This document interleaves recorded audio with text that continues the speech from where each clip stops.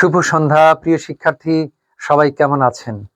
সবাইকে আজকের এই শীতার্ত সন্ধ্যার শুভেচ্ছা। আজ প্রবল শীত অনুভূত হচ্ছে ঢাকা শহরে।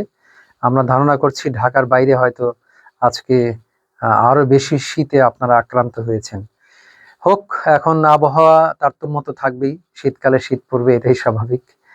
তো এই অতি শীত এখন সম্ভবত শৈত্যপ্রবাহ চলছে। এই দুর্যোগ আমরা দ্রুতই কাটিয়ে উঠতে সক্ষম হব ইনশাল্লাহ। হয়তো উত্তরবঙ্গের মানুষের খুব কষ্ট হচ্ছে এই প্রচন্ড শীতে, বিশেষ করে খেটে খাওয়া মানুষের, তাদের কাজে কর্মের ব্যাঘাত ঘটে প্রবল প্রচন্ড শীত এবং শৈত্যপ্রবাহের ফলে। কিন্তু তবুও আমাদের বাঁচতে হবে প্রকৃতির বিরুদ্ধে, প্রতিনিয়ত সংগ্রাম করেই, প্রতিকূলতার বিরুদ্ধে সংগ্রাম করেই আমাদের টিকে থাকতে হবে। এটাই মানব জন্মের সার্থকতা। প্রিয় শিক্ষার্থী, চাকরি প্রার্থী ভাই বোনেরা, সবাইকেই শুভেচ্ছা জানাচ্ছি আমাদের পক্ষ থেকে। নিশ্চয়ই আপনারা ভালো আছেন। লেপ কম্বল চাদর মুড়ি দিয়ে যে যেখানে আছেন একটু দয়া করে যুক্ত হন আমাদের সঙ্গে। আমরা আলোচনা করব আজকে বাংলা ব্যাকরণের ধ্বনি পরিবর্তন অধ্যায় নিয়ে।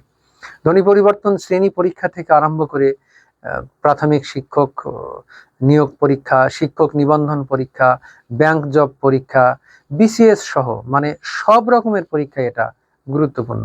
এমনকি শ্রেণী পরীক্ষাতেও এটি গুরুত্বপূর্ণ। সেই ধ্বনি পরিবর্তনটা আমরা আজকে আলোচনা আরম্ভ করব। দেখা যাক কতদূর পর্যন্ত আমরা আলোচনা চালাতে পারি। তবে এটি নির্ভর করবে আপনাদের আগ্রহের উপরে, আপনারা কতক্ষণ আগ্রহ ধরে রাখতে পারেন। যারা লাইভে যুক্ত হচ্ছেন মন্তব্যের ঘরে অবশ্যই জানাবেন কে কোথা থেকে আছেন, আলোচনা ঠিকমতো শোনা যাচ্ছে কিনা, শব্দ ঠিকমতো বোঝা যাচ্ছে কিনা, বা বোর্ডটাকে ঠিকমতো স্ক্রিনে দেখা যাচ্ছে কিনা, এই মন্তব্যগুলো একটু কষ্ট করে আমাদের জানাবেন। প্রিয় শিক্ষার্থী, ব্যাকরণের যে কোনো বিষয় আসলে বুঝে পড়তে হয়। না বুঝে যদি আমরা অন্ধ হাফেজের মতো মুখস্থ করি তাহলে কিন্তু সেটা পরে আর আমাদের মনে থাকে না। তো আজ সেই প্রেক্ষাপট থেকেই আপনাদের ধ্বনি পরিবর্তনের বিষয়টি কিভাবে আপনি বুঝবেন, কিভাবে অনুধাবন করে মনে রাখবেন চিরজীবনের জন্য, সেই কৌশলটাকেই আমরা আজকে গুরুত্ব দেব। তো আমরা আসি, আমাদের অধ্যায়ের নাম কি? ধ্বনি পরিবর্তন। তো ধ্বনির পরিবর্তন এটা কিভাবে হয়, কি কারণে হয়? বিভিন্ন কারণে হতে পারে। তো এত কারণগুলো আর আজকে ব্যাখ্যা না করি, আমরা লক্ষ্য করুন কিভাবে সহজ কৌশলে আপনি এটাকে শিখবেন, সেই বিষয়টা আমরা আজকে উপস্থাপন করব আপনাদের সামনে। তো ধ্বনি পরিবর্তন এই বিষয়টি আমরা জানি যে আমাদের ধ্বনির ভেতরে এই পরিবর্তনগুলো হয়ে থাকে। আমরা জানি যে ভাষার ক্ষুদ্রতম অংশকে ধ্বনি বলা হয়। একটি ভাষাকে বিশ্লেষণ করলে সবচেয়ে ছোট বা ক্ষুদ্র যে অংশটি পাওয়া যায় সেই অংশটাকে কিন্তু আমরা ধ্বনি বলে থাকি। এই ধ্বনিগুলো পরিবর্তনের যে নিয়মগুলো আমাদের বিশেষ করে নবম দশম শ্রেণীর বইয়ে দেয়া আছে, মনির চৌধুরী এবং মোফাজ্জল হায়দার চৌধুরীর যে ব্যাকরণ বই, সেই বইটি থেকে আপনারা পড়াশোনা করবেন। নতুন যে বইটি নামানো হয়েছিল এই বই থেকে কিন্তু আপনি খুব বেশি সুবিধা করতে পারবেন না, কারণ এখানে ধ্বনি পরিবর্তন অধ্যায় দেয়া নেই। আর আগের বইয়ে অধ্যায় দেয়া আছে এবং তার বিস্তারিত আলোচনাও সেখানে দেওয়া আছে। তো আমরা আসি, একটু দেখেন, ভাষার পরিবর্তন ধ্বনির পরিবর্তনের সাথে সম্পৃক্ত, কারণ ভাষার মূলেই তো রয়েছে ধ্বনি, তাই না? তো মূল যদি বদলে যায় তাহলে সেটা তো বদলে যাবেই, অতএব ধ্বনি যদি বদলে যায় ভাষাও বদলে যাবে। ধ্বনি পরিবর্তন নানা প্রক্রিয়ায় সম্পন্ন হয়, নিম্নে তা উল্লেখ করা হলো। এই যে আমরা মনির চৌধুরীর ব্যাকরণ থেকে স্ক্রিনে আপনাদের জন্য শেয়ার করলাম, এখান থেকে দেখতে পারেন, অথবা হাতের কাছে বই থাকলে সেটিও খুলে নিতে পারেন। প্রিয় শিক্ষার্থী, আমরা ধ্বনি পরিবর্তনের যে বিষয়টি আলাপ করব সে বিষয়টি এমন হবে যে কি করে আমরা মনে রাখবো। লক্ষ্য করুন, প্রথমে যদি আমরা আপনাদের এই আলোচনা দেই যে স্বরাগম, তো স্বরাগমটা আমরা কিভাবে পাবো? স্বরাগমটা আমরা পাবো হলো যে স্বর যোগ আগম, সেটাই হবে স্বরাগম। স্বর যোগ আগম কি করে স্বরাগম হয়, স্বরাগমের সেই বিষয়টা আজ আপনাদের আমি প্রথমেই শেখাবো, তারপরে অন্য কিছু। তো এখন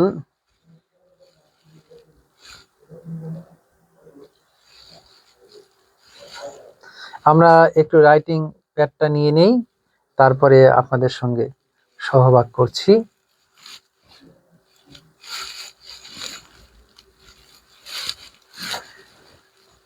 এটা সেভের দরকার নেই। এই যে আমরা এইখান থেকে আপনাদের লিখে দেখানোর চেষ্টা করছি, দ্বারা আমরা মোটামুটি পেয়ে গেলাম।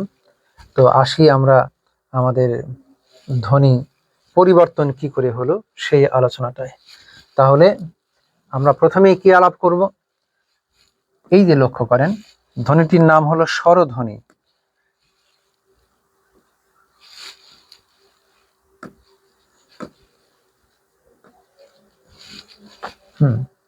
এই যে স্বরধ্বনি, স্বরধ্বনি নিশ্চয়ই আপনারা জানেন। তো এই স্বরধ্বনি থেকে আমরা কিভাবে আলোচনাটা আরম্ভ করব? তো প্রথমেই আপনি পাবেন সেটা হলো স্বরাগম, স্বরধ্বনি, তারপরে আমি লিখলাম স্বরাগম।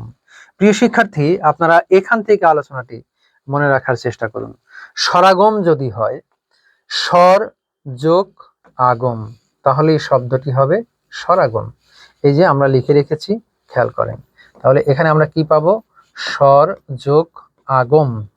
আগম মানে হলো আগমন করা বা আসা, অতএব স্বর যোগ আগম এই মিলে কিন্তু শব্দ হয়েছে স্বরাগম। আপনি নাম মনে রেখে এর সংজ্ঞার্থ মনে রাখতে পারবেন যদি মনোযোগ দিয়ে ক্লাসটি শোনেন। স্বর মানে স্বরধ্বনি, আগম মানে আগমন করা বা আসা, অতএব স্বরাগম শব্দের অর্থ কি হতে পারে? শব্দের মধ্যে স্বরধ্বনি আগমন করা বা আসা। তার মানে স্বরাগম শব্দের অর্থই কিন্তু আপনাকে বলে দিচ্ছে যে স্বরাগম মানে স্বরধ্বনি আগমন করবে, স্বরধ্বনি আসবে। অতএব স্বরাগম কাকে বলে? এর আগে শুধু আপনি দুটো কথা যুক্ত করবেন, একটা হলো উচ্চারণের সুবিধা বা অন্য যে কোনো কারণে। আমরা যে ধ্বনিগুলোকে উচ্চারণ করব বা ভাষাকে উচ্চারণ করব, সেই উচ্চারণের সুবিধা বা অন্য যে কোনো কারণে শব্দে যদি স্বরধ্বনির আগমন ঘটে, সেটাকে আমরা বলবো হচ্ছে স্বরাগম। প্রিয় শিক্ষার্থী, আবারও বলছি, আপনি শব্দের অর্থটা জেনে এর সংজ্ঞার্থ নিজে নিজেই মুখস্থ রাখতে পারবেন। কিভাবে? এই যে স্বরাগম, আমরা জানলাম স্বর যোগ আগম, আগম মানে আগমন করা, আসা। কোথায় কি আসা? স্বরধ্বনি আসা। কোথায় আসবে? শব্দে। শব্দের প্রথমে আসতে পারে, মাঝে আসতে পারে, শেষে আসতে পারে। তাহলে স্বরাগমের ডেফিনেশনে আপনি কি বলবেন? যে উচ্চারণের সুবিধা বা অন্য যে কোনো কারণে শব্দের আদিতে যদি স্বরধ্বনির আগমন ঘটে, শব্দের আদিতে, মাঝে বা শেষে, যে কোনো জায়গায়, তাহলে আমরা এভাবে বলতে পারি যে উচ্চারণের সুবিধা বা অন্য যে কোনো কারণে শব্দে, শব্দে মানে শব্দের যে কোনো জায়গায় স্বরধ্বনি আগমন করলে তাকে আমরা কিন্তু বলবো হচ্ছে স্বরাগম। তো এই স্বরাগম কাকে বলে আপনি বুঝে গেলেন। এখন স্বরাগমটাকে আবার তিন ভাগে ভাগ করেছেন গবেষকেরা। একটা হলো আদি স্বরাগম, আর একটা মধ্য স্বরাগম, আর একটা হচ্ছে অন্ত স্বরাগম। তো আপনি নিশ্চয়ই বুঝে যাচ্ছেন যে আদি মানে আদিতে, আদিতে যদি স্বরধ্বনি আগমন করে সেটাকে আমরা বলবো আদি স্বরাগম, মাঝে যদি আগমন করে সেটাকে বলবো মধ্য স্বরাগম, শেষে যদি আগমন করে তাকে আমরা বলবো অন্ত স্বরাগম। প্রিয় শিক্ষার্থী, আমার কথাগুলো শুনুন, এরপরে আমরা আমাদের বোর্ডের বই থেকে আপনাদের জন্য উদাহরণ আমরা দেখাবো। তাহলে আবারও বলছি, আমাদের ধ্বনি পরিবর্তনের প্রথম যে নিয়ম আলোচনা করা হয়েছে বইয়ে, তার নাম হচ্ছে স্বর ধ্বনির থেকে এই পরিবর্তনটা হবে, সেটাকে বলা হচ্ছে স্বরাগম। স্বর যোগ আগম, তাহলে হলো স্বরাগম। স্বরাগম মানে শব্দের স্বরধ্বনির আগমন ঘটে, শব্দের আদিতে, মধ্যে বা অন্তে যে কোনো জায়গায় হতে পারে। প্রিয় শিক্ষার্থী, এর ঠিক বিপরীত ক্রিয়া কিন্তু রয়েছে। এই যে দেখেন, আমরা লিখেছি স্বরাগম, এখন এর বিপরীত ক্রিয়ায় আমরা চলে যাই, সেটা হচ্ছে স্বরলোপ। প্রিয় শিক্ষার্থী, লোপ মানে লোপ পাওয়া, লোপ পাওয়া বা উঠে যাওয়া। লোপ মানে উঠে যাওয়া, বিলুপ্ত হওয়া, তার নাম হচ্ছে লোপ। তার মানে স্বরাগমে স্বরধ্বনি আগমন করে, আর এই যে স্বরলোপ, এখানে কিন্তু স্বরধ্বনিটা উঠে যাবে। স্বরধ্বনিটা এসেছিল, এখন সে উঠে যাবে। তাহলে এদের মধ্যে সম্পর্ক কিন্তু বিপরীত। তার মানে আপনি স্বরাগম এবং স্বরলোপ এই দুটিকে আপনি পাশাপাশি শিখতে হবে। বইয়ের সিরিয়ালে যেখানেই থাক না কেন, মনে রাখার সুবিধার জন্য আপনি পাশাপাশি শিখবেন। স্বরাগম স্বরধ্বনি আগমন করে, স্বরলোপ স্বরধ্বনি লোপ পায়, উঠে যায়। তার মানে বিপরীত সম্পর্ক। তার মানে স্বরাগমের বিপরীত হচ্ছে স্বরলোপ। এভাবে কায়দা করে আপনি মনে রাখবেন। তো আমরা আসি দেখি স্বরলোপ বা স্বরলোপ বা স্বরাগমের কি উদাহরণ বা কি বিষয় আমাদের কাছে রয়েছে। আমরা বলেছিলাম যে আমাদের এই যে স্বরাগম, স্বরাগমকে আমরা তিন ভাগে ভাগ করতে পারবো। প্রথমে আছে দেখেন আদি স্বরাগম। আদি তো বুঝতেই পারছেন, শব্দের আদিতে স্বরধ্বনির আগমন ঘটবে, তাহলে সেটাকে আমরা বলবো আদি স্বরাগম। উদাহরণ দেখুন, স্কুল। স্কুলকে আমরা উচ্চারণ করার সময় প্রথমে একটা কি উচ্চারণ করি? বাড়তি, সেটা হচ্ছে একটা বাড়তি ই উচ্চারণ করি। এই যে বাড়তি ই উচ্চারণ করলাম, এই জন্য এই ইটা কোথায় এলো? শব্দের আদিতে বা প্রথমে। এই জন্য এটাকে কিন্তু আমরা বলছি আদি স্বরাগম। এই যে আমি রিমার্ক করে দিলাম, দেখতে সুবিধা হবে আপনাদের। প্রিয় শিক্ষার্থী, তাহলে স্কুলকে আমরা উচ্চারণ করার সময় স্কুল উচ্চারণ করি, মানে শব্দের আদিতে একটা বাড়তি ই উচ্চারণ করি, তার মানে শব্দের আদিতে একটি স্বরধ্বনি রস্বই আগমন ঘটলো, রস্বই এলো, এই জন্য আমরা বলবো এটাকে আদি স্বরাগম, শব্দের আদিতে স্বরধ্বনি এসেছে। স্টেশনকে আমরা কিন্তু বলি স্টেশন, হ্যাঁ, তাহলে শব্দের আদিতে একটি স্বরধ্বনি এলো। স্টেবলকে আমরা বলি স্তাবল, আস্তাবল, শব্দটি ছিল স্টেবল, স্টেবলকে আমরা বলছি আস্তাবল। স্পর্ধা, সেটাকে আমরা বলি এত বড় আস্পর্ধা, আসলে শব্দটি ছিল স্পর্ধা। এই যে শব্দের আদিতে স্বরধ্বনিগুলোর আগমন ঘটলো, সেই জন্য আমরা এগুলোকে বলবো হচ্ছে আমাদের আদি স্বরাগম। এরপরে প্রিয় শিক্ষার্থী, স্বরাগমকে আমরা আরো ভাগে ভাগ করতে পারি, সেটা হচ্ছে মাঝে এলে মধ্য স্বরাগম, অর্থাৎ শব্দের মাঝে এলো মধ্য স্বরাগম। মধ্য স্বরাগমটা কি হবে? শব্দের মাঝে স্বরধ্বনি আসবে। এটা অনেকে বোঝে না, একটু ঝামেলা হয়। উদাহরণটা ভালো করে বোঝার চেষ্টা করুন। শব্দ আছে রত্ন থেকে রতন, আমি একটু লিখে দেখাতে চেষ্টা করি। যখন আমরা শব্দ লিখেছিলাম রত্ন, তখন রত্ন শব্দের উচ্চারণ কিন্তু ছিল এমন যে রত্ন, আর এখান থেকে শব্দ যখন হয়েছে রতন, তখন কিন্তু এর উচ্চারণ হয়ে গেছে রতন। অতএব রত্ন এবং রতন শব্দ কিন্তু দুটো ধ্বনিগত পার্থক্য রয়েছে। তো রত্ন, লক্ষ্য করুন, যখন আমরা উচ্চারণ করেছি রত্ন, তখন এই তয়ের পরে কোনো স্বরধ্বনি উচ্চারিত হয়নি, এজন্য কিন্তু আমরা হসন্ত চিহ্ন বা হর্ষ চিহ্ন দিয়ে দিয়েছি, অর্থাৎ এর পরে কোনো স্বরধ্বনি উচ্চারিত হয়নি। কিন্তু যখন আমরা রত্ন থেকে শব্দটিকে রতন বলেছি, তখন এই তয়ের সাথে একটা অস্বরধ্বনির আগমন হয়, রতন।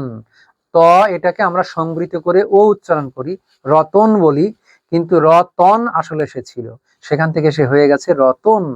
এই যে শব্দের মাঝে তয়ের সঙ্গে স্বরধ্বনি ছিল না, এই যে এখানে লক্ষ্য করুন, এই তয়ের সঙ্গে কোনো স্বরধ্বনি ছিল না, এখন এই তয়ের সঙ্গে স্বরধ্বনি এসে গেল, অতএব এটাকে আমরা বলবো হলো, কোথায় ঘটনাটা ঘটেছে? শব্দের মাঝে, তার মানে এটা হলো আমাদের মধ্য স্বরাগম। একই রকম করে ধর্মটা হয়ে গেছে ধরম, ধর্ম, আপনি উচ্চারণ করে দেখুন ধর্ম, ধর, এই রয়ের পরে কোনো স্বরধ্বনি উচ্চারিত হচ্ছে না, এটা ব্যঞ্জনান্তিক বা বদ্ধাক্ষর। কিন্তু যখন আপনি ধরম উচ্চারণ করছেন, তখন ধরো, এই যে রয়ের সঙ্গে কিন্তু স্বরধ্বনি উচ্চারিত হচ্ছে, মানে স্বরধ্বনি এসে গেছে, তার মানে এটাকে আমরা মধ্য স্বরাগম বলবো। একইভাবে স্বপ্ন স্বপন, হর্ষ হর্ষ থেকে হরস, প্রীতি থেকে পিরিতি, এখানেও মধ্য স্বরাগম হয়েছে। কিভাবে? এই যে লক্ষ্য করুন, প্রথমেই আছে হচ্ছে আমাদের পয়ের সঙ্গে যে র ফলার উপরে দীর্ঘইকার আছে, এই দীর্ঘইকারটা তারপরে আবার কি আছে? রস্বইকার আছে। তো এখন আমরা এখানে দেখব যে রয়ের উপরে দীর্ঘইকারটা এই যে ঠিকই আছে দেখেন, কিন্তু শব্দের পয়ের আগে একটা রস্বই বেশি এসে গেছে এইখানে, এটাকে আমরা বলবো হচ্ছে আমাদের মধ্য স্বরাগম। আমি একটু বড় করে নিচ্ছি যাতে আপনাদের দেখতে সুবিধা হয়, ভয় নেই, আমি এটাকে লিখে বোঝাবো আপনাকে যে প্রীতি থেকে পিরিতি কিভাবে মধ্য স্বরাগম হলো। লক্ষ্য করুন, আমি এখানে লেখা আরম্ভ করি, শব্দটি হলো প্রীতি। তাহলে এই প্রীতি শব্দের মধ্যে কি কি ধ্বনি আছে আপনি নিজেই এর ধ্বনি বিভাজন করতে পারবেন। প্রীতি, প আছে, তারপরে হলো র ফলা মানে র আছে, তারপরে কি আছে? এই যে দীর্ঘইকার আছে মানে দীর্ঘই আছে, তারপরে কি আছে? ত, তার শেষে আছে হচ্ছে রস্বই। এটা হলো প্রীতি শব্দের বর্ণ বিভাজন। প্রিয় শিক্ষার্থী লক্ষ্য করুন, আমি এই যে আরো চিহ্ন দিয়ে দেখিয়ে দিলাম। প্রীতি, এটাকে ভাঙলে আমরা কি পাবো? প পাবো, যোগ র ফলা মানে র, যোগ দীর্ঘইকার মানে দীর্ঘই, যোগ ত, যোগ রস্বই, এই কয়েকটি স্বরধ্বনি আমরা পেয়ে যাব। এখন আমরা পিরিতি শব্দের ধ্বনি বিভাজন করে দেখব, এখানে কি কি পাওয়া যায়। প পাওয়া যাবে, পয়ের উপরে কি আছে? রস্বইকার, অতএব রস্বই পাওয়া যাবে। যোগ কি পাওয়া যাবে? র পাওয়া যাবে। র এর উপরে কি আছে? দীর্ঘইকার, এই যে দীর্ঘই পাওয়া যাবে। তারপরে কি পাওয়া যাবে? ত, সবার শেষে রয়েছে রস্বই। তাহলে পার্থক্যটা কোথায় আপনি নিজেই এখন খুঁজে বের করুন। প্রীতি থেকে পিরিতি, অর্থাৎ প্রীতি বানানে যে দীর্ঘইকারটা ছিল, এই দীর্ঘইকারটা ছিল হচ্ছে র এর ওপরে, এই যে র, র এর পরে এই দীর্ঘইকারটা কিন্তু রয়ে গেছে। আচ্ছা, এখন র এর পরে এই যে র এর পরে দীর্ঘইকার একই, খেয়াল করেন, কিন্তু এই যে প, পয়ের সঙ্গে কোনো স্বরধ্বনি এখানে ছিল না প্রীতি বানানে, কিন্তু যখন আমরা পিরিতি লিখলাম, তখন পয়ের উপরে একটা রস্বইকার দিয়ে দিয়েছি, এই যে পয়ের রস্বইকারে পি দেখতে পাচ্ছেন, এই রস্বইকারটা বসেছে পয়ের আগে, কিন্তু তার অবস্থান আসলে পয়ের পরে। আপনাদের মনে রাখা উচিত যে রস্বই সংক্ষিপ্ত হয়ে রস্বই কার হয়ে বর্ণের আগে বসে, কিন্তু তার অবস্থান আসলে পরে। যদি আপনি কয় রস্বইকারে কি বলেন, তাহলে এর মধ্যে ধ্বনি পাওয়া যাবে ক যোগ ই, কারণ ইটা ইকার হয়ে আগে বসেছে, তার অবস্থান আসলে পরে। সঙ্গত কারণেই এই যে প্রীতি বানানে দীর্ঘইকারটা ছিল র এর উপরে। এখান থেকে আপনি একটু খেয়াল করেন, এই যে দীর্ঘইকারটা, এই দীর্ঘইকারটা ছিল র ফলা মানে র, এই র এর উপরে দীর্ঘইকার ছিল, কিন্তু পয়ের সঙ্গে কোনো স্বরধ্বনি ছিল না। এখন আমরা পয়ের সঙ্গে কিন্তু একটা রস্বইকার পেয়ে গেলাম, এই যে পয়ের রস্বইকারে পি, এটা বসেছে আগে কিন্তু তার অবস্থান আসলে র এর পরে। যেহেতু পয়ের সঙ্গে স্বরধ্বনি ছিল না, একটি স্বরধ্বনি এসে গেল পয়ের পরে, প যোগ ই সংক্ষিপ্ত হয়ে এসে আগে বসলো প্রি, এই যে পি হয়ে গেল, এটাই হচ্ছে আমাদের মধ্য স্বরাগম, অর্থাৎ একটি অতিরিক্ত রস্বই স্বরধ্বনি এখানে শব্দের মাঝে আগমন ঘটেছে। পরের শব্দ দেখুন ক্লিপ, এখানে একটি রস্বইকার আছে কয় লয়ের উপরে, কিন্তু এখানে দুটো রস্বই হয়ে গেছে, এটা আরো সহজে বুঝে যাবেন। তার মানে একটি রস্বই এখানে বাড়তি এসেছে কোথায়, শব্দের মাঝে, অতএব মধ্য স্বরাগম। একই রকম করে আপনি পরের লাইনে চলে যাই আমরা, মুক্তা, ময়ের নিচে রস্বইকার, এখানে একটা রস্বইকার ছিল, এখানে দেখেন মুকুতা হয়ে গেছে দুটো রস্বইকার, তার মানে ময়ের সঙ্গে রস্বইকার ঠিকই আছে, আর কয়ের পরে আরেকটা রস্বইকার এখানে বাড়তি আগমন ঘটেছে। অতএব কোথায় আগমন ঘটলো, শব্দের মাঝে। কি আগমন করলো, স্বরধ্বনি, তার মানে এটাকে আমরা বলবো হচ্ছে মধ্য স্বরাগম।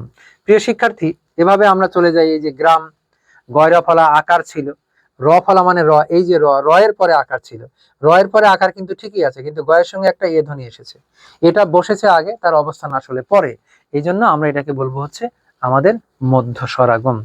প্রিয় শিক্ষার্থী, তাহলে নিশ্চয়ই বুঝে গেলাম আমরা যে আদি স্বরাগম এবং মধ্য স্বরাগম। এরপরে আমরা চলে যাই অন্ত স্বরাগম। অন্ত স্বরাগমটা কি, অন্ত মানে শেষ, শব্দের শেষে যদি স্বরধ্বনির আগমন ঘটে, সেটাকে আমরা বলবো হচ্ছে আমাদের অন্ত স্বরাগম। শব্দের শেষে আগমন ঘটবে, একেবারে সহজ। স্বরাগম মানে স্বরধ্বনি আগমন করা, কোথায়, শেষে, তাহলে অন্ত, অন্ত স্বরাগম। এই যে দিশ থেকে দিশা, দেখেন শেষে একটা স্বরধ্বনির আগমন ঘটেছে। তারপরে আমাদের দিশ থেকে দিশা, পোক থেকে পোক্ত, এখানে তয়ের পরে কোনো স্বরধ্বনি ছিল না, বাট যখন আপনি পোক্ত বলবেন তখন তয়ের সঙ্গে শেষে স্বরধ্বনি এসে গেল, এই জন্য অন্ত স্বরাগম। বেঞ্চ, এই শব্দের শেষে স্বরধ্বনি ছিল না, কিন্তু এখানে বেঞ্চি একটা রস্বইকার এসে গেল, অন্ত স্বরাগম। সত্য, এই শব্দের শেষে স্বরধ্বনি ছিল না, তাহলে একটি রস্বইকার এখানে আগমন ঘটলো শব্দের শেষে, সেটাকে আমরা বলবো হচ্ছে অন্ত স্বরাগম। তার মানে প্রিয় শিক্ষার্থী, আবারও বলছি আমি, আমাদের আলোচনার বিষয় ধ্বনি পরিবর্তন। ধ্বনি পরিবর্তনের প্রথমেই কি পাবো আমরা, স্বরাগম। স্বরাগম মানে কি, স্বরধ্বনি আগমন করা। স্বরাগম কয় ভাগে হতে পারে, তিন ভাগে। শব্দের আদিতে স্বরধ্বনি আগমন করলে আদি স্বরাগম, মাঝে আগমন করলে মধ্য স্বরাগম, শেষে আগমন করলে অন্ত স্বরাগম। এই তিন প্রকারের স্বরধ্বনি কিন্তু আমরা পড়ে ফেললাম। তো দেখতেই পাচ্ছেন, শব্দের শেষে স্বরধ্বনি আগমন করলে এটা খুবই সহজ ব্যাপার। তো আমরা বলেছিলাম ঠিক এর বিপরীত প্রক্রিয়া যেটা রয়েছে, সেই বিপরীত প্রক্রিয়াটা হলো স্বরলোপ। স্বরলোপটার কাছে আমরা এখন একটু চলে যাই। এই যে সম্প্রকর্ষ বা স্বরলোপ, এইটার কাছে আমরা এখন আপনাদের নিয়ে যাচ্ছি। স্বরলোপের আরেকটা নাম হলো সম্প্রকর্ষ। তো স্বরলোপটা কিভাবে আমরা বুঝবো, আমরা আগেই বলেছি যে নাম শুনেই মনে রাখতে হবে, তাই না? স্বরলোপ মানে হলো লোপ পাওয়া, মানে উঠে যাওয়া, স্বরধ্বনি এখান থেকে উঠে যাবে। তো কিভাবে স্বরধ্বনি উঠে যায় সেটা আমরা দেখব। এই যে দেখেন, লোপ, লোপ পাওয়া মানে উঠে যাওয়া। তো মনে রাখুন, স দিয়ে স্বরলোপ, স দিয়ে সম্প্রকর্ষ। স্বরলোপ আর সম্প্রকর্ষ একই কথা। তো কি কারণে স্বরধ্বনি উঠে যায় বা লোপ পায়? দ্রুত উচ্চারণের জন্য শব্দের আদি, অন্ত বা মধ্যবর্তী কোনো স্বরধ্বনির লোপকে, লোপ পাওয়াকে বা উঠে যাওয়াকে আমরা বলবো হচ্ছে স্বরলোপ বা সম্প্রকর্ষ।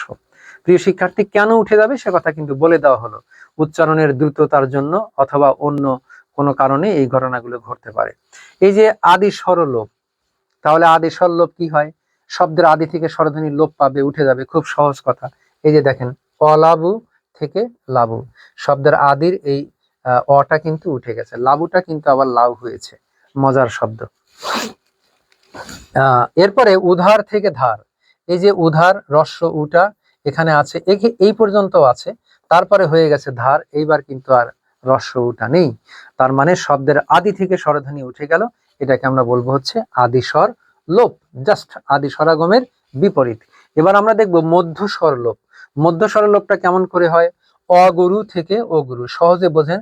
এখানে দুটো রস্য ছিল, এখানে একটা আছে, তার মানে কি একটা স্বরধ্বনি এখান থেকে শব্দের মাঝ থেকে উঠে গেছে, অতএব মধ্য স্বরলোপ। সুবর্ণ, এখানে ব, এই যে ব, বয়ের সঙ্গে একটা সুস্পষ্ট অ ছিল, সু ব অ আলাদা করে উচ্চারিত হচ্ছিল, কিন্তু যখন স্বর্ণ হয়ে গেছে তখন কিন্তু এই ব আর আলাদা করে উচ্চারিত হচ্ছে না, বয়ের সঙ্গে অটা হচ্ছে না, অতএব অটা উঠে গেছে, তার মানে মধ্য স্বরলোপ। তারপরে আবার কি পাবো আমরা? অন্তঃস্বর লোপ। অন্তঃস্বর লোপ হচ্ছে শব্দের শেষ থেকে স্বরধ্বনি উঠে যাবে। অন্ত মানে শেষ, শেষ থেকে উঠে যাবে। এই যে আশা, এখানে আ ছিল, সেখান থেকে হয়ে গেছে আশ, তার মানে আটা উঠে গেছে। আজি, সেখান থেকে হয়ে গেছে আজ, রস্বইটা উঠে গেছে। চারি, সেখান থেকে হয়ে গেছে চার, রস্বইটা উঠে গেছে। সন্ধ্যা, সেখান থেকে হয়ে গেছে সঝা থেকে সাজ, তার মানে শব্দের শেষে যে আকারটা ছিল সন্ধ্যা, সেই আকারটা কিন্তু এখান থেকে উঠে গেছে। প্রিয় শিক্ষার্থী, এভাবে শব্দের 3 জায়গা থেকে স্বরধ্বনি উঠে যেতে পারে। যদি শব্দের আদি থেকে স্বরধ্বনি উঠে যায় আদি স্বরলোপ, মাঝ থেকে উঠে যায় মধ্য স্বরলোপ, শেষ থেকে উঠে যায়, তাহলে আমরা সেটাকে বলবো হচ্ছে অন্তঃস্বরলোপ। আবারও মনে করিয়ে দিই, আমরা কিন্তু পড়ছি স্বরাগম এবং স্বরলোপ। স্বরাগম মানে স্বরধ্বনি আগমন করা, স্বরলোপ মানে স্বরধ্বনি উঠে যাওয়া। তো আমরা এটা জানলাম। এখন দেখি যে আদি স্বরাগমের পরে বা স্বরাগমের পরে আর কি কি বিষয় ছিল আমাদের, তো সেইখান থেকে আমরা এখন আলোচনা করব। এই যে দেখেন স্বরাগম, স্বরাগমটা আমরা কিন্তু পড়ে ফেলেছি। স্বরাগমের পরেই এখন আমরা পেয়ে যাব হচ্ছে অপিনিহিতি। সেই অপিনিহিতিটা আপনাদের সঙ্গে এখন আমরা আলাপ করব। এই যে অন্ত স্বরাগম গেল, মানে স্বরাগম 3 প্রকার চলে গেল। এবার আমরা চলে আসি আমাদের অপিনিহিতি। অপিনিহিতিটা কি? আগে একটু উদাহরণ দেখেন, তাহলে এর সংজ্ঞার্থ বোঝানোর সুবিধা হবে। এখানে শব্দ আছে আজি, আজি থেকে শব্দটি কিন্তু হয়ে গেছে দেখেন আইজ, এই যে আইজ, তার মানে এখানে রস্বই কার ছিল, কিন্তু সেই রস্বই কারটা এখানে পূর্ণাঙ্গ রস্বই হয়ে গেছে। আর কি ঘটনা ঘটেছে আমাদের অপিনিহিতির ক্ষেত্রে? দেখুন, শব্দটি ছিল সাধু, সাধু থেকে শব্দটি হয়ে গেছে সাউদ। তাহলে কি করে এখানে অপিনিহিতি হলো সেটা আমরা আপনাকে একটু ব্যাখ্যা দেওয়ার চেষ্টা করি। খেয়াল করেন, শব্দ ছিল আজি, এই যে সরেয়া বর্গীয় জ, এই উপরে ছিল রস্বই। আমরা আগেই জেনেছি যে রস্বইতে রস্বই কার হয়ে শব্দের আগে বসে, তার অবস্থান আসলে পরে। তার মানে আজি শব্দের মধ্যে কি কি স্বরধ্বনি আছে? সরেয়া যোগ বর্গীয় জ যোগ রস্বই। আজ ই, আজ ইটা হয়েছে আজি। এখন আজ ই যদি আজি হয়, সেখান থেকে শব্দ কি পরিবর্তন হলো? শব্দ হয়ে গেছে আইজ। অর্থাৎ ঘটনাটি কি ঘটেছে? এই রস্বই কারটা ছিল শব্দের শেষে, সেই রস্বই কারটা এখন যে বর্ণের পরে ছিল তার আগে চলে এসেছে। রস্বই কারটা যেখানে ছিল সেখান থেকে সে কিন্তু তার আগে চলে এসেছে। এই ঘটনাটি এইখানে ঘটেছে। আমি সাধু দিয়ে বোঝাই, আপনাদের বুঝতে আরো সুবিধা হবে। লক্ষ্য করুন, সাধু শব্দের শেষে রস্বইকার আছে, এই যে দেখুন। এখন আমরা এই শেষের রস্বইকারটা কার পরে আছে? ধয়ের পরে। এখন আমরা তাকে ধয়ের আগে নিয়ে আসবো, রস্বউ, এই যে রস্বউ আর ধ, তাহলে সাউদ। তার মানে অপিনিহিত হলো শব্দের মাঝের রস্ব ই বা রস্ব উ ধ্বনি, রস্বই ধ্বনি, রস্ব উ ধ্বনি যেখানে ছিল সেখান থেকে সে আগে এসে উচ্চারিত হবে। সহজে মনে রাখুন, শব্দের মাঝে রস্বই বা রস্ব উ ধ্বনি যেখানে ছিল সেখান থেকে সে আগে এসে উচ্চারিত হবে। এই প্রক্রিয়াই মূলত অপিনিহিতি। এই যে দেখেন লেখা আছে, পরের ইকার আগে উচ্চারিত হলে কিংবা যুক্ত ব্যঞ্জন ধ্বনির আগে ইকার বা উকার উচ্চারিত হলে তাকে অপিনিহিতি বলে। আরো সহজ করে যদি আপনি মনে রাখতে চান, তাহলে শব্দের ই বা উ ধ্বনি, শব্দের ই বা উ ধ্বনি যেখানে ছিল সেখান থেকে সে আগে এসে উচ্চারিত হবে। অথবা এমনও হতে পারে শব্দে ই বা উ ধ্বনি ছিল না, নতুন করে শব্দের মধ্যে আগমন ঘটলো, তাকে কিন্তু আমরা অপিনিহিতি বলতে পারি। প্রিয় শিক্ষার্থী, তাহলে আমরা জেনে গেলাম শব্দের মাঝে ই বা উ ধ্বনি যেখানে ছিল সেখান থেকে আগে আসবে, অথবা ছিল না, নতুন করে শব্দের মধ্যে আগমন ঘটবে, সেটাকে আমরা বলবো হচ্ছে অপিনিহিতি। এই যে দেখুন, আজি ইটা ছিল শেষে, সে এখন জয়ের আগে এসে গেল, হয়ে গেল আইজ। সাধু উকারটা ছিল শেষে, সে এখন ধয়ের আগে এসে গেল, শব্দ হয়ে গেল সাউদ। তারপরে রাখিয়া, এই যে রাখিয়া ই কারটা কিন্তু এখানে পূর্ণাঙ্গ রূপে বসে গেছে। এখানে আবার অপিনিহিতি হয়েছে, অভিশ্রুতি হয়েছে, সে আলোচনা আমরা পরবর্তীতে পেয়ে যাবো ইনশাল্লাহ। বাক্য, এই যে শব্দের মাঝে একটা অতিরিক্ত ইকার এসে গেছে, বাক্য। সত্য, এই দেখেন মাঝে একটা অতিরিক্ত ইকার এসে গেছে। চাইর, রস্বই কারটা পূর্ণাঙ্গ রস্বই কার হয়ে রয়ের আগে বসেছে। মারি, মাইর, এই যে রস্বই কারটা সে রস্বই হয়ে রয়ের আগে বসেছে, তার অবস্থান ছিল আসলে র এর পরে। এভাবে আমরা দেখব যে শব্দের ই বা উ ধ্বনি যেখানে ছিল সেখান থেকে আগে আসবে, অথবা শব্দের মাঝে ই বা উ ধ্বনি ছিল না, নতুন করে আগমন ঘটবে, তাকে আমরা বলবো হচ্ছে আমাদের অপিনিহিতি। প্রিয় শিক্ষার্থী, এরপরে আমরা চলে যাই। এরপরে আমরা পাবো দেখেন একটি নিয়ম, সেটি হচ্ছে অসমীকরণ। অসমীকরণ, এটাকে ইংরেজিতে বলা হয় ডিসিমিলেশন। তার আগে কিন্তু আবার আছে অ্যাসিমিলেশন। অ্যাসিমিলেশন মানে সমীভবন, তার মানে অসমীকরণ এর আগে আমাদের আগে সমীকরণ বা সমীভবন পড়তে হবে। ব্যাকরণের সমীকরণ নেই প্রিয় শিক্ষার্থী, আছে হচ্ছে স্বরসঙ্গতি। মানে এই যে এর পরেই রয়েছে, এখানে সিরিয়াল বোর্ডের বই একটু এরকম হয়ে আছে আর কি। আসলে স্বরসঙ্গতিটাই আগে হওয়া দরকার ছিল, তারপরে অসমীকরণ হলে তা। অসমীকরণ অবশ্য আলাদা একটা নিয়ম, স্বরসঙ্গতি এবং আরেকটা নিয়ম রয়েছে, সেটা নিয়মটা হলো এর বিপরীত। স্বরসঙ্গতি আর হচ্ছে ওটাকে বলা হচ্ছে ভুলে গেলাম, দাঁড়ান, ওটা হলো বিষমীভবন। ইয়াস, বিষমীভবন। স্বরসঙ্গতির বিপরীত হলো বিষমীভবন। তাহলে আমরা এখান থেকে কিন্তু ইয়েটা পড়ে ফেলতে পারি, অসমীকরণটা কিন্তু আমরা পড়ে ফেলতে পারি। অসমীকরণটা কি? অসমীকরণ হলো শব্দের ভিতরে একই জাতীয় স্বরধ্বনিকে আমরা কি করতে পারি, একটু একই ধ্বনির পুনরাবৃত্তি দূর করার জন্য শব্দের মাঝে একটা আ ধ্বনির আগমন হয়, তাকে বলা হয় অসমীকরণ। এই যে দেখেন, একই ধ্বনির পুনরাবৃত্তি, একই ধ্বনি একই স্বরের পুনরাবৃত্তি দূর করার জন্য কি করতে হয়, শব্দের মাঝে একটা স্বরধ্বনি যুক্ত করতে হয়, তাহলেই সেটা হয়ে যায় আমাদের অসমীকরণ। যেমন ধপ ধপ, ধপ ধপ, একই ধপ ধপ বারবার শুনতে খারাপ লাগে, এই জন্য মাঝে একটা আকার দিয়ে দিলাম ধপা ধপ। টপ টপ, টপা টপ, এরকম গপ গপ, গপা গপ, তাহলে এটা কিন্তু হয়ে যাবে আমাদের অসমীকরণ, অর্থাৎ সমান জিনিসকে আমরা একটু আলাদা করে ফেললাম। এরপরে আছে স্বরসঙ্গতি। এই স্বরসঙ্গতি এবং স্বরসঙ্গতির যে বিপরীত ক্রিয়া বিষমীভবন, এটা আমরা আগামী ক্লাসে আপনাদের জন্য আলোচনা করব ইনশাল্লাহ। অতএব আজকে আমরা যেটুকু আলোচনা করলাম ধ্বনি পরিবর্তনের, প্রথমে আমরা পাবো স্বরাগম, তারপরে পাবো হচ্ছে স্বরলোপ। স্বরাগম তিন ভাবে হতে পারে, শব্দের আদি মধ্য এবং অন্তে। স্বরলোপও কিন্তু তিন ভাবে হতে পারে, শব্দের আদি মধ্য এবং অন্তে। এই নিয়মগুলো আপনারা একটু ধারাবাহিকভাবে মনে রাখবেন, তাহলে একসময় দেখবেন খুব সহজ হয়ে গেছে, আপনি পেরে যাচ্ছেন এবং আপনার আত্মবিশ্বাসটা বেড়ে গেছে। প্রিয় শিক্ষার্থী, আজ আর নয়, পরের ক্লাসে ধ্বনি পরিবর্তনের বাকি অংশ আমরা আলোচনা করব, এবং মিলিয়ে মিলিয়ে কোনটার সঙ্গে কোনটা মিলিয়ে পড়তে গেলে আপনার জন্য সুবিধা হয় সেই বিষয়টি মাথায় রেখে সবাই ভালো থাকবেন, সুন্দর থাকবেন এবং বাংলা ভাষা, বাংলা সাহিত্য এবং বাংলা ব্যাকরণের সাথেই থাকবেন। শুভ বিদায়।